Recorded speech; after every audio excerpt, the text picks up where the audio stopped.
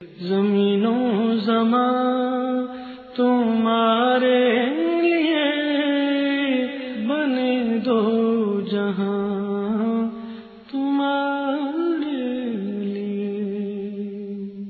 خاتون حضرات، پروگرام میں ایک بار پھر آپ کو خوش آمدید کہتا ہوں۔ ہماری خوش قسمتی ہے کہ ہمارے ساتھ اس دور کے عظیم دانشور اور مصنف اور محقق اور دین کے داعی مولانا وحید الدین خان صاحب محو گفتگو ہیں۔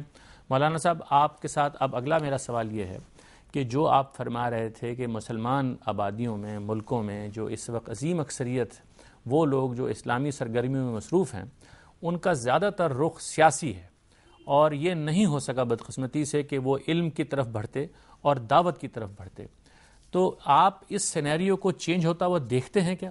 بہت مشکل یہ کہنا کہ چینج ہو رہا ہے۔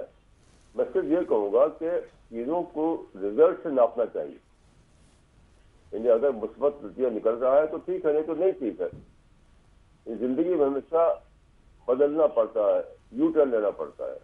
مسلمانوں کے لیے وقت آ گیا ہے کہ پورا پورا یو ٹرن لے لیں، وہ صحت کو بالکل نظر انداز کر دیں، ٹکراؤ کو نظر انداز کر دیں، تاکہ اپنے آپ کو تیار کریں دور جدید کے لحاظ سے۔ بغیر تیاری کے کچھ بھی فائدہ نہیں ہے لڑنے بھڑنے کا۔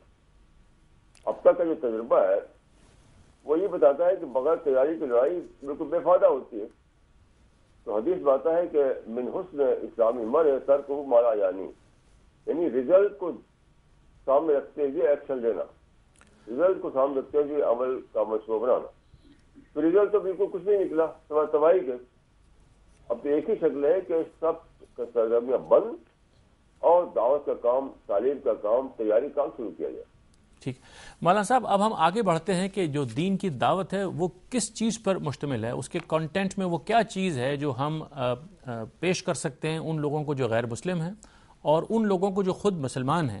ظاہر ہے کہ ہم جب یہ کہتے ہیں کہ مسلمانوں نے خود دین کا صحیح پیغام نہیں سمجھا، تو اس کا مطلب میں یہ سمجھتا ہوں کہ ہم نے وہ پیغام صحیح طرح سے قرآن سے اخذ نہیں کیا، حدیث سے اخذ نہیں کیا، تو اس وجہ سے لوگ ان سرگرمیوں میں مصروف ہو گئے جن کو وہ اپنی طرف سے اسلام سمجھ رہے ہیں۔ تو ایک ہمیں حکمت عملی اپنانی پڑے گی مسلمانوں کی جانب، اور ایک حکمت عملی اپنانی پڑے گی غیر مسلموں کی طرف۔ آپ اس میں ہمیں کیا مشورہ دیں گے؟ دیکھیے، میں کہوں گا کہ ہمیں یہ کرنا ہے کہ مسلمانوں کے لیے اسلام کو ان کی ری ڈسکوری بنائے، اور غیر مسلموں کے لیے ان کو اسلام کی ڈسکوری بنائے۔ یہ غیر مسلم بالکل ناواقف ہیں کہ اسلام کیا ہے۔ لیکن کیا اس کے اندر جو ہمارے علماء کا اس وقت کا موجودہ کام ہے، کیا اس کی بنیاد کے اوپر آپ سمجھتے ہیں کہ ہمارے ہاں مسلمانوں کے اپنے اندر یہ کام کرنے کے اسباب مہیا ہیں؟ بالکل نہیں۔ میں سمجھتا ہوں کہ سوائے اس کے کہ لوگوں میں نفرتیں ہیں اور دوسروں کو دشمن سمجھنا، لڑنا بھیڑنا، یہ جانتے ہیں، اور یہ اسلام میں ہے ہی نہیں۔ دیکھیے، قرآن میں ایک اصل ہو خیر، تو مطلب ایک سلح، ایڈجسٹمنٹ، پیس، اس میں خیر ہے، اس میں ترقی ہے۔ وہ مسلمان بھول چکے ہیں، وہ صرف لڑنا بڑنا جانتے ہیں۔ بار بار تجربہ یہ ہے کہ لڑ بڑھ کر کے صرف تفریح ہوتی ہے، تعمیر نہیں ہوتی ہے، لیکن ان کے اندر ری اسسمنٹ نہیں آ رہا ہے۔ پھر سے سوچیں کہ ہمیں کہاں غلطی ہم نے کی ہے۔ تو ابھی ان کے اندر میں سمجھتا ہوں کہ جو نیا اسٹارٹ ہے ہونا چاہیے، وہ میں تو وہی کوشش کر رہا ہوں۔ میں کہہ سکتا ہوں کہ ہزاروں لوگوں کے اندر میں نے ان کے ذہن کو بدلا ہے۔ تو عمومی طور پر ابھی وہی ذہن چل رہا ہے، ٹکراؤ کا ٹکراؤ کا ٹکراؤ، اس میں کوئی فائدہ نہیں۔ مولانا، ہم یہ بھی دیکھتے ہیں کہ اگر ہم بات کریں خود مسلمان اکثریت کی، ان کے اندر جو دینی مدارس ہیں، ان کے ہاں جو تعلیم کا نظام ہے، اس سے جو لوگ بن کے آگے دینی علم کی قیادت کی بسنت پر بیٹھتے ہیں، تو وہ دین کا جو کنٹینٹ پیش کر رہے ہیں اس سے تو لوگوں کے اندر محبت پیدا نہیں ہو رہی ہے، اور ہمیں یہ لگتا ہے کہ شاید اس تعلیم کا نقص ہے، یا وہاں جانے والوں کا کوئی قصور ہے، یا کوئی اور مسئلہ ہے۔ آپ اس میں کچھ رہنمائی فرمائیے کہ آپ شروع میں یہ فرما رہے تھے کہ صرف فریم ورک کی تبدیلی کی ضرورت ہے، اب ہم یہاں تک پہنچے ہیں کہ کچھ خرابی سے زیادہ ہے۔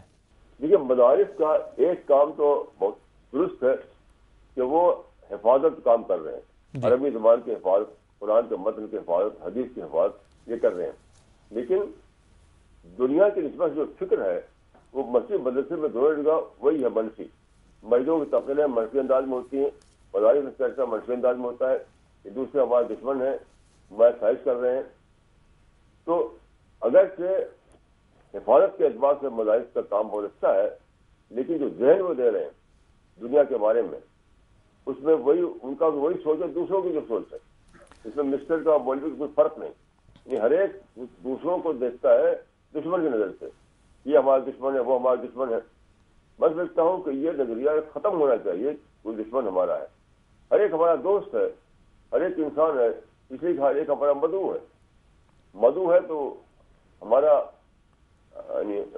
हमारे लिए इंसान की हैसियत रखता है वो। हाँ, लेकिन मौलाना साहब मदारिस के अंदर ये जो मुख्तलिफ फ़िरक़ों के अपने अपने स्कूल्स हैं, जब वहाँ से लोग निकलते हैं और एक दूसरे के ख़िलाफ़ फतवाबाजी करते हैं और उससे वो शिद्दत वजूद में आती है, तो फिर तो खुद मुसलमान नौजवानों में अपनी दीन से रग़बत कम नहीं हो जाती? हाँ, देखिए ये एक बहुत बड़ी गलती हुई है, जैसे फ़िरक़े बने हैं। देखिए हदीसों में आप पढ़ें तो उसमें जुज़ियात के मामले, कुलियात मामले नहीं, जुज़ियात मामले में इख्तिलाफ़ात हैं जी। आमी बिस्तर हो कि आमी बिज़ेर हो, रफ़ादर हो कि रफ़ादर न हो, ये सब जुज़ी मामलात हैं। ठीक, इसमें इस्लाम में तअद्दुद है, यानी डाइवर्सिटी, ये भी ठीक वो भी ठीक। एक ताबी ने कहा था कि तुम ये हदीस में भी आया है। तो लोगों ने बजाय इसके कि हर एक को कहें कि वो सब डाइवर्सिटी का मामला है, तनव्वुर का मामला है, तवस्सुत का मामला है, ये भी ठीक वो भी ठीक मामला है, उसमें फर्के को बनाते हो, उसमें फिर जुज़ियात को लेकर इतना बढ़ाया, इतना गुलू किया तो फिर फिरका बना डाले। ये फिरका बंदी बिल्कुल गलत की नहीं थी। और मौलाना साहब इसके और क्या मफासिद हैं, इस पर मैं आपसे बात करूंगा एक वक्फे के बाद। आप मेरे साथ हैं और खातिन हज़रात ये प्रोग्राम अभी जारी है। बने दो जहां